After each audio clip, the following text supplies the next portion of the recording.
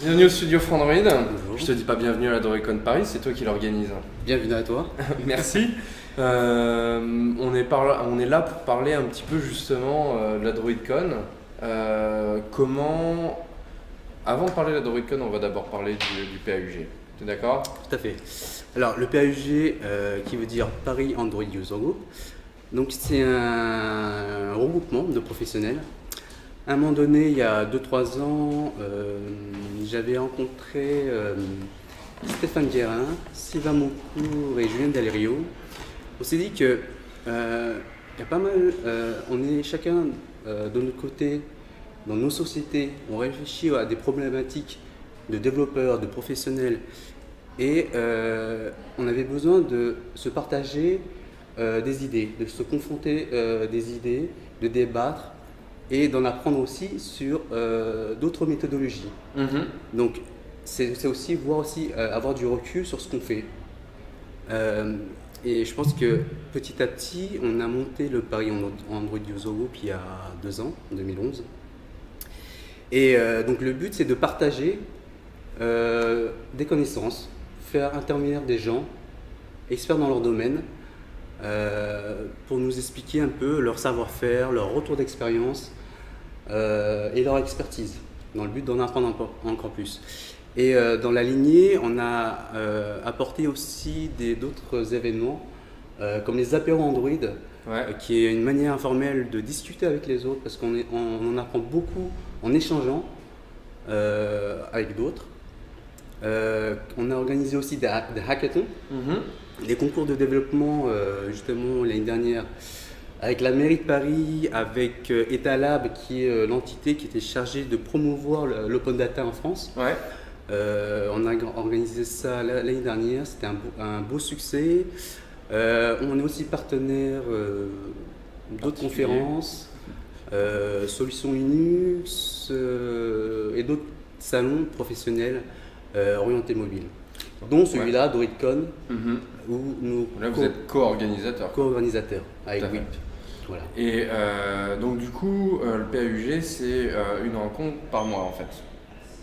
À peu près. On essaye de faire par mois, d'avoir une session régulière environ toutes les 6 semaines, où les gens peuvent venir assister, mais aussi regarder une fois publié sur le site internet, revoir la vidéo, prendre le temps de bien comprendre et de l'avoir à tête reposée.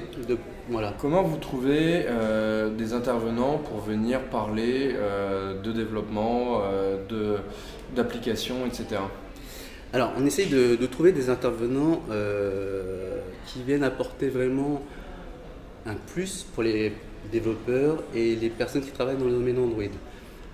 On essaye de ne pas forcément choisir une personne qui va bien vendre un produit. Ouais. Tu veux dire, vous faites pas comme Mobile Monday Paris, quoi.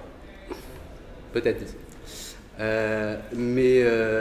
Donc on essaye justement avec notre communauté d'identifier les besoins. Qu'est-ce qu'ils ont besoin? Sur quelle technologie, sur quel sujet ils aimeraient en savoir plus. Voilà. Et venir poser des questions à des experts. Voilà. Avoir des retours live et interactifs. Et du coup, l'idée de la DroidCon, ça c'est venu comment? Alors la DroidCon, c'est une conférence qui a démarré il y a quelques années, déjà peut-être 5 années, qui a été présente à Londres, à Berlin, en Inde aussi. Et en fait, ça s'est fait il y a 2 ans. On a été à la DroidCon de Londres, on a rencontré Thibaut, qui gère le WIP, qui organise aussi la DroidCon de Londres. Tout à fait.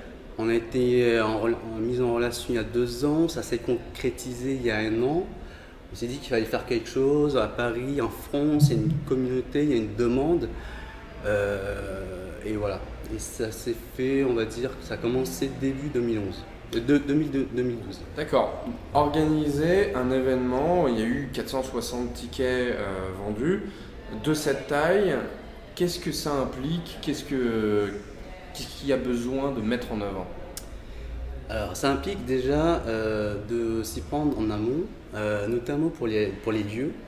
Faut savoir qu'on a fait faire venir la fibre optique ici juste pour le Wi-Fi. pour que les participants aient accès à Internet. Donc les lieux, ça prend beaucoup de temps, toutes les démarches. Jusqu'à il y a encore quelques semaines, on n'était même pas encore sûr d'avoir les lieux. Il faut aussi anticiper le planning des speakers, les changements de dernière minute parce qu'un speaker ne peut plus venir, et trouver les sponsors parce que sans sponsors, l'événement aura du mal à se bâtir. Parce que le prix des tickets ne suffit pas et forcément il faut des sponsors derrière. C'est difficile de trouver des sponsors aujourd'hui? En fait, déjà avec le Paris Android User Group, on avait déjà un réseau de sponsors. Donc on retrouve quelques sponsors du Paris Android User Group. Okay. On est aussi en contact avec d'autres communautés en France, à Nantes, etc. On se partage aussi des contacts.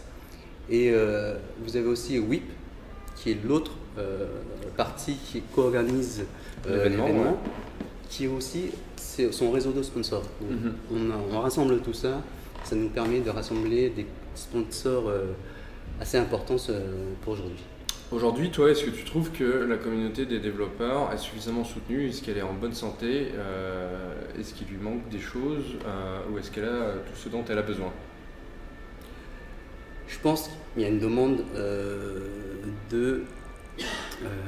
d'événements comme celui-là, clairement. C'est la première édition, il y a pas mal de succès. Il faut savoir qu'à Berlin, cette année, ils ont eu 700 participants alors que c'est la 4e ou 5e édition. Nous, c'est la première édition, on a 460 participants, c'est très bien. Je pense qu'on est là aussi donc, pour apporter ce qui manque aux développeurs, à savoir de l'échange, du partage, la confrontation d'idées. Et je pense que le Paris Android User Group fait de manière globale ce qu'on devrait faire dans une équipe et dans une entreprise. C'est-à-dire, à un moment donné, on arrête un projet. Et c'est intéressant de prendre du recul, de partager, de voir comment on peut mieux faire. Donc c'est un peu réfléchir ce qu'on a fait dans le passé et pour mieux anticiper le présent et le futur.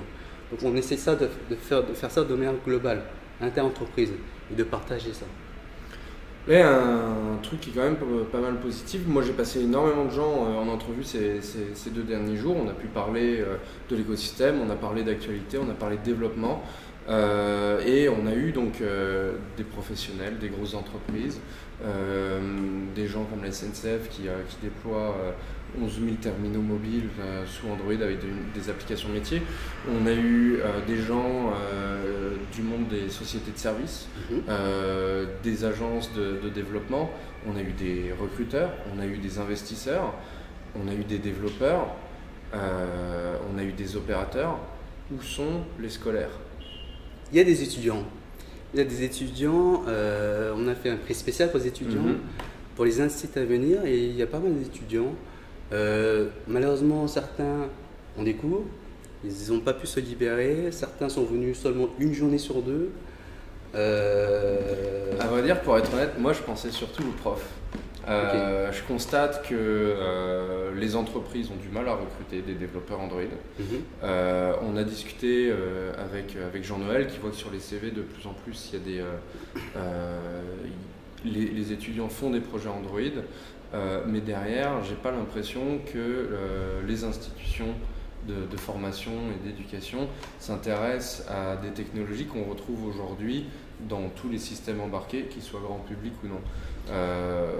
On a fait l'école d'ingé, on sait un peu ce qu'il en est, et c'est une école qui a hébergé d'ailleurs plusieurs sessions du Paris Android User Group, d'autres conférences de Google, etc.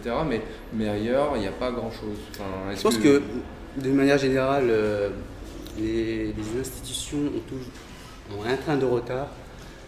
C'est vrai qu'à un moment donné, il y a quelques années, mais on se demandait mais pourquoi on n'apprenait pas Java de base à l'école alors qu'il y a du C, C++. Il y avait déjà un marché Java qui était grandissant.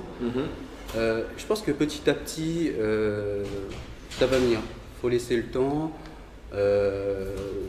Voilà, donc je pense que ça va venir.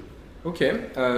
Toi, ton bilan de la DroidCon, du coup, est-ce que tu as pu en profiter un peu ou, Alors, pour être franc, j'ai pas pu en profiter beaucoup. J'ai été en modération dans différentes salles, donc j'ai pas pu assister à toutes les conférences. De toute façon, je vais les revoir et à tête reposée, et c'est plus reposant. Ok. Bon bah écoute Kwang, merci beaucoup, merci pour la Je t'en prie. fantastique organisation et l'accueil lors de ce super événement qu'est la DroidCon Paris. Et rendez-vous l'année prochaine, j'espère avec Frandroid. Bon évidemment, il n'y a aucun doute. Allez, au revoir. Merci.